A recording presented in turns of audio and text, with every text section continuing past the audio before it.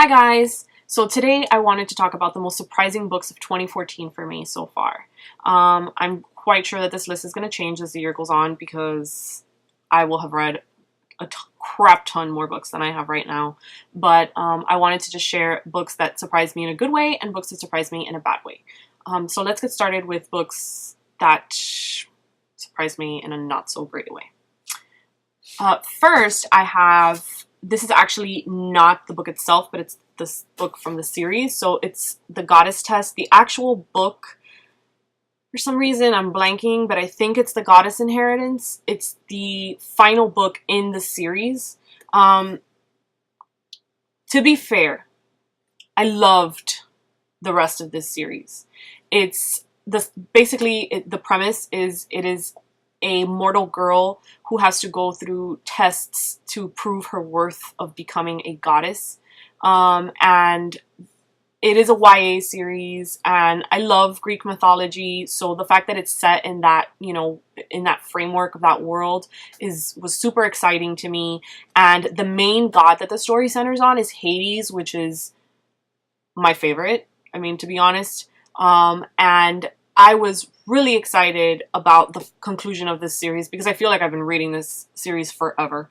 It has a couple novellas that go with it, which were also great.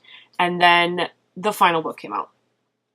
It took me 3 attempts to read the whole book. I was just not feeling it, I guess you could say. And when I finally finished it, which I finished it last month, I was really disappointed in the way that the story ended up going. I thought that it was just kind of a subpar finish for a series. I would kind of really love to know other people's opinions on it if you've read it. I think this is a kind of popular series. I haven't really heard many people talk about it here on BookTube, but I would love to know what your opinions are to see if I'm crazy and everybody else loved the ending and I just didn't. Next is, this is kind of surprising because I've only heard wonderful things about this book, and that is The Ocean at the End of the Lane by Neil Gaiman. I would consider myself a Neil Gaiman fan, but I am a newer Neil Gaiman fan. I recently read Fortunately the Milk. Actually, I read that last month and it was wonderful. It's one of his children's books. I have read Stardust before, which I really loved. And I know of Neil Gaiman, not only because I am a big Doctor Who fan and he's written a couple episodes, but because my husband is obsessed with Neil Gaiman and his Sandman series. So there's always one of his graphic novels lying around. I went into this really looking forward to reading another one of his adult stories, because Stardust is an adult book from Neil Gaiman, but to be fair, there's just no comparison between the two stories for me. It took me about 70-ish pages to really enjoy reading this book. I felt like I read it chapter to chapter. I would read one chapter and then put it down and read something else that I really wanted to read until I got to about page 75, at which point I just sat there and I powered through the rest of it because for me, the story didn't kick in until page 75. And that's kind of disappointing because he is such a unique and interesting storyteller. And that is not to take anything away from his writing style. The writing was exquisite in this book. I just wasn't feeling the story. And that was very surprising to me because I expected nothing but awesomeness. Now the books that are were surprising in a good way. The first one I actually heard about ages ago on Goodreads, and to be honest, it was the cover that made me not want to read it. And then they did a cover change for the series, and I fell in love with the new covers. Once I started watching BookTube, I don't think you can... I've never seen a booktuber that didn't talk about this series, to be honest with you. And a lot of the booktubers that I do watch just rave about it. So I finally decided that, you know, all these people can't be wrong. I have to give it a shot. And I am talking about Shatter Me, the Shatter Me series. This is Ignite Me because I only have Shatter Me in ebook because I refuse to buy that cover. I want them to release this in hardback so that I can finish my collection. So yeah, but it's the Shatter Me series. I don't really feel like I should give a synopsis. Everybody kind of knows what this series is about, but needless to say, I fell in love with this series. I really inhaled it in the course of like a day and a half or 2 days. I read all the books and the novellas back to back to back to back to back, and could not stop talking about it to my poor husband, who has absolutely no interest in these kinds of things. I will say that I was not in love with Juliet. And I kept telling my husband that the most surprising thing for me about this series was how much I hated the main character, but still absolutely adored the series. So yeah, I never thought it was possible to hate a main character so much and still fall in love with the series. But I will say she did redeem herself to me by the time the final book wrapped up. Next is Will Grayson by John Green and David Levithan. I have recently succumbed to becoming a John Green fangirl, and that is 100% because of my reading of The Fault in Our Stars last year.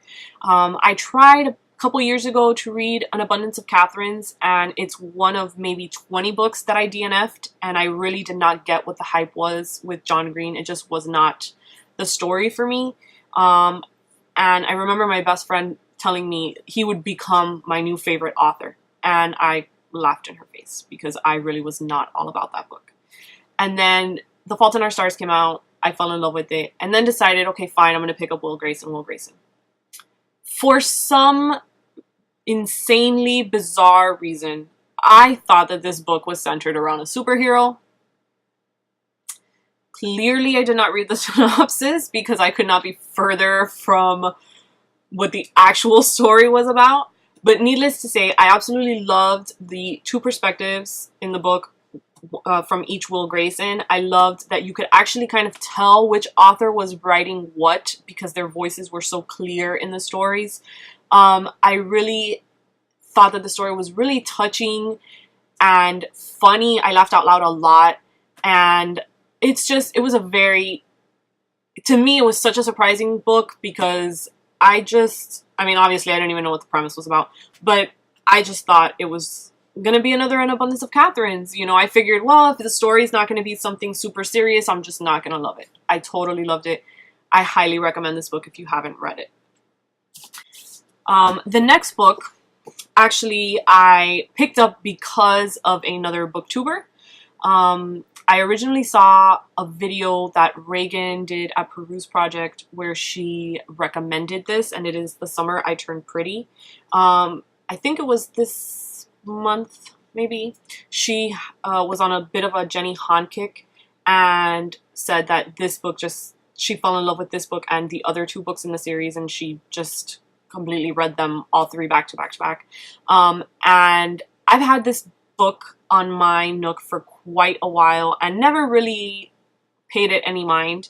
But I was kind of in the mood for a good contemporary, and after watching her video, I decided to go physically get a copy of the book because I knew it would motivate me to read it sooner than just having it on my Nook with the tons of other books that I have on there.